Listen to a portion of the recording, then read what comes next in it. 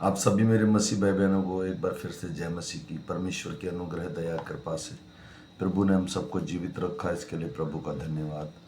और मैं basic Bible पढ़ता हूँ मेरे भाई और बहनों, और आज हम सुबह का वचन पढ़ेंगे। आज तारीख है 29/5/2025 और हम पढ़ेंगे उसका 11 अध्याय और 1 से लेकर 29 वचन तक। इसके पढ़े और सुने जाने पर प्रभु की आशीष हो। मरियम और उसकी बहन मार्था के गांव बैतनिया का लाजर नामक एक मनुष्य बीमार था।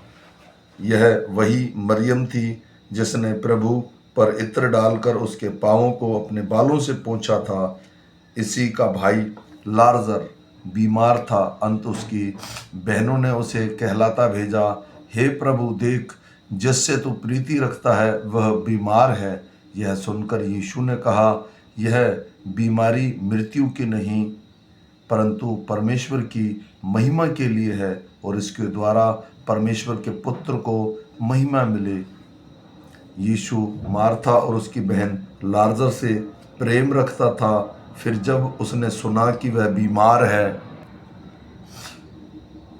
तो जिस स्थान पर वह था वहाँ 2 दिन और ठहर गया। इसके बाद उसने चेलों से कहा, आओ हम फिर यहूदिया को चलें। चेलों ने उससे कहा, हे रब्बी, अभी तो यहूदी तुझ पर पथराव करना चाहते थे, और क्या तू फिर भी वहाँ जाता है? यीशु ने उत्तर दिया, क्या दिन के 12 घंटे नहीं होते? यदि कोई दिन में चले तो ठोकर नहीं खाता, क्योंकि इस जगत का उजियाला देखता है, परंतु यदि कोई रात को चले तो ठोकर खाता है, क्योंकि उसे प्रकाश नहीं।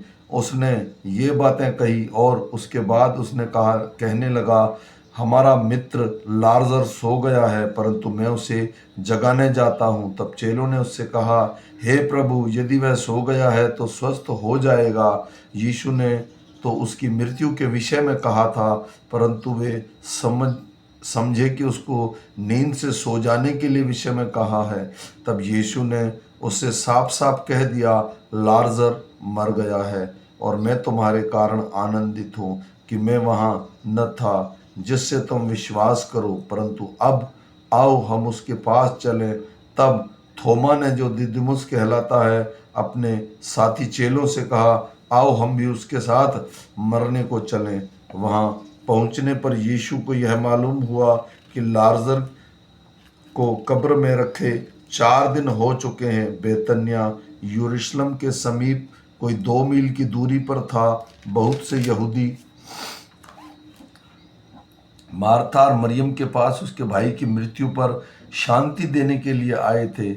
जब मार्था ने यीशु के आने का समाचार सुना तो उससे भेंट करने को गई, परंतु मरियम घर बैठी रही। मार्था ने यीशु से कहा, हे प्रभु, यदि तू यहाँ होता तो मेरा भाई कदाचित न मरता, और अब भी मैं जानती हूँ कि जो कुछ तू परमेश्वर से मांगे परमेश्वर तुझे देगा। यीशु ने उससे कहा, तेरा भाई फिर जी उठेगा। मार्था ने उससे कहा, मैं जानती हूँ कि अंतिम दिन में पुनरुत्थान के समय जी उठेगा। यीशु ने उससे कहा, पुनरुत्थान और जीवन मैं ही हूँ। जो कोई मुझ पर विश्वास करता है वह यदि मर भी जाए तो भी जिएगा, और जो कोई जीवित है और मुझ पर विश्वास करता है वह अनंत काल तक न मरेगा।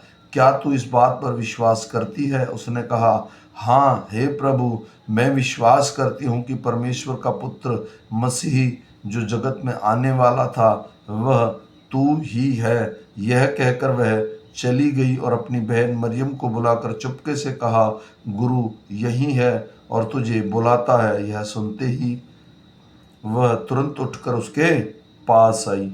आमीन। मेरे भाई और बहनों, ये वचन हमारे हृदय और मनों में काम करे। जैसे प्रभु यीशु मसीह ने लाजर को जलाया, इसी तरह वो हमें भी अपनी मुर्दा अवस्था में, अगर हम कहीं बीमारी में, कर्जे में, चिंता में, परेशानी में, दुखों में, कलेशों में हैं, वो फिर से हमें जीवित करने की ताकत रखता है। और मैं विश्वास करता हूँ ये वचन हमारे हृदय और मनों में काम करें। हम फिर मिलेंगे शाम के वचन के साथ। तब तक सारे मेरे मसीह भाइयों को फिर से जय मसीह।